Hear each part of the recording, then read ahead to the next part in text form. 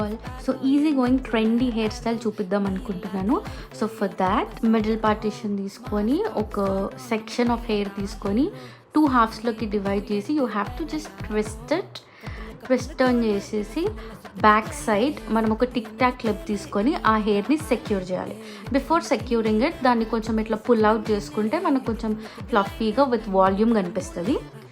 And similarly we will do this on the other end two.